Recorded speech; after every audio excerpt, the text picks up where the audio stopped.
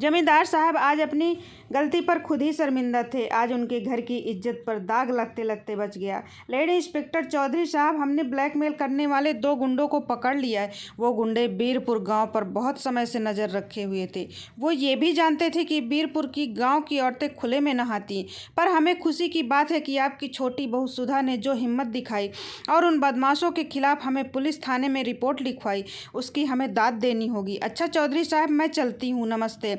सास, मैंने आपको कितनी बार समझाया था कि घर में बहुओं को खुले में नहाना ठीक नहीं, पर आप नहीं माने। अब कुछ भी हो जाए, मैं अपनी बहुओं के लिए घर में गुसल खाने की व्यवस्था करूंगी। बीरपुर गांव जहां घर में गुसल खाने की व्यवस्था नहीं थी, इसलिए गांव की औरतें खुले में नहाने के लिए मजबूर थी। सास, अरे नई बहू सोकर उठी नहीं क्या? स्नान के लिए नदी पर जाना है।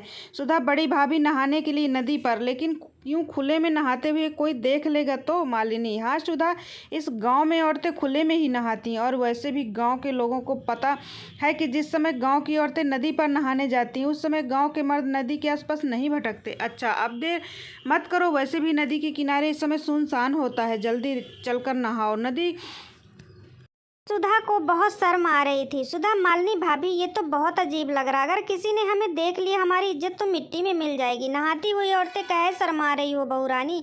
हमें इतने साल हो गए, आज तक हमें तो किसी ने नहीं देखा, और कौन देखेगा? चौधरी साहब ने सब डरते इसलिए नदी किनारे कोई मर्द नहीं आता, सिर्फ औरतें ही नहाती। सुधा को बहुत अजीब महसूस हो रहा था कि वो क्या करती। मजबूरी में उसे मालिनी और बाकी की गाँव की औरतों के साथ नदी में उतरना ही पड़ा। बड़ी मुश्किल से सुधा नदी से नहा कर आती। रोजाना ही वो मालिनी और बाकी की गांव की औरतों के साथ नदी पर नहाने लगी। धीरे धीरे जब सुधा को लगा कि सचमुच नदी के आसपास सिर्फ औरतें ही आती हैं, वो थोड़ी बेफिक्र हो गई।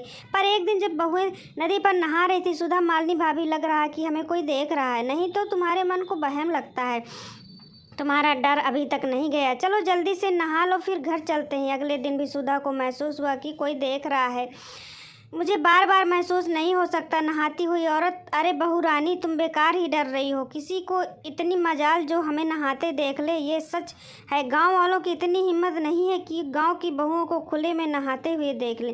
तो आखिर कौन था उन सबको खुले में नहाते हुए देख रहा था? गगन।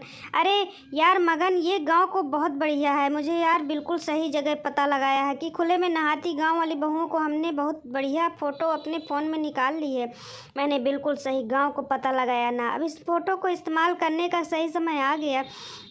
चौधरी की दोनों बहुएं उन औरतों के साथ भी नहाने आती। चौधरी की बहुएं ब्लैकमेल करके अच्छे खासे सोने के जेवर और रुपए ऐंठ लेंगे। अब तो जानता है कि गांव की भोली भाली बहुत शर्म से किसी से नहीं बताएंगी। गगन, ठीक है, उन्हें देते हैं, मगर किस बात की है? कल तो जब वो दोनों नहाकर जा रही होंगी, तभी रास्ते में उन्हें पकड़ लेंगे। अगले दिन मालिनी और सुधा नदी पर नहाकर जब हवेली की तरफ जा रही थी, तो थोड़ी दूर पर जगन और मगन नाम के उन बदमाशों ने उनका रास्ता रोक लिया और उन दोनों को फोटो दिखाने लगे। दोनों बहुत डर गई और फोटो गांव में हर कोई देखे, फिर गांव बाहर और जगह फोटो पहुंचे तो जैसे हम वैसा दुनिया करेगी। मालिनी, नहीं नहीं, हमारी ये फ़ोटो किसी को मत दिखाना। तुम्हें क्या चाहिए?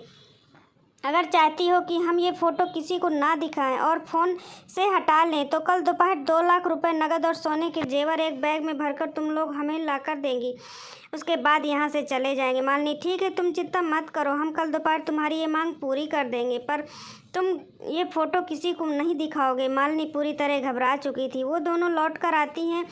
भाभी, हम ये गलत कर रहे हैं। अन्याय के साथ झुकना कायरता है। अन्याय को छूट दे रहे हैं। उन मुजरिमों को सज़ा मिलनी चाहिए। उनकी मांगें पूरी करके हम उन्हें और बढ़ावा दे रहे हैं। आज तो हमारे साथ ऐसा कर रहे हैं, कल किसी के साथ करेंगे। सरासर गलत है सकते हैं। सुधा, हमारी फ़ोटो बदमाशों के पास है, हमें ये किसी से नहीं कह सकते। बदमाश हमारी फ़ोटो हर जगह दिखा देंगे। पर सुधा हिम्मत वाली थी। वो मालिनी को बिना बताए पुलिस स्टेशन पहुंची। वहाँ लेडी ऑफिसर सारी बात बताती है। लेडी इंस्पेक्टर, सुधा तुम चिंता मत करो, ऐसे गुंडों को इदा किया है, जैसे कहती हूँ वैसा ही करना। सुधा पुलिस की मदद ले चुकी है। अगले दिन वो मालिनी के साथ बदमाशों को बताई जगह पर पहुँचती है। गुंडे जैसे ही मालिनी और सुधा के पास आते हैं, तभी पुलिस वहाँ पहुँच जाती है। पुलिस को देखकर गुंडे घबरा जाते हैं। लेडी इंस्पेक्टर, पकड़ लो इन गुंडों को। सीधी सीधी गांव औरतों को ब्लैकमेल करके उनके पैसे और जेवर की मांग करते। हवलदार मैडम जी, ये वही गुंडे हैं जिनके आसपास गांव की पुलिस तलाश रही है। इन्होंने पहले भी कुछ गांव की औरतों को ऐसे ही ब्लैकमेल किया था। पुलिस के द्वारा गुंडों को पकड़ने की बात चौधरी के कानों तक पहुंचती है। उन्हें भी अपनी गलती का एहसास हो जाता। चौधरी चौधराइन, तुम सच कह रही हो, गलती मेरी ही है। मैंने पुराने ख्यालों में जो करा था, मैंने इस ओर ध्यान ही नहीं दिया। हमारी बहू बेटियों को सबसे ज़्यादा ज़रूरत है। वादा करती इस गाँव में हर एक गुसल खाना होगा ताकि फिर कभी किसी बहू बेटी के साथ ऐसा ना हो। मालिनी, सुधा, आज तुम्हारी हिम्मत की वजह से हम कितनी बड़ी मुसीबत से बच गए। सुधा भाभी, ये तो मेरा फ़र्ज़ था खुशी कि आज मैंने हिम्मत, उस कारण इस गांव की बहुओं को अब खुले में नहाना नहीं पड़ेगा। गांव की इज्जत अब सुरक्षित रहेगी। वीरपुर गांव की औरतें सुधा की बहुत तारीफ करती हैं। आज हर घर में घुसल खाना था। गांव की औरतें भी अब खुले में नहाना बंद कर दिया था।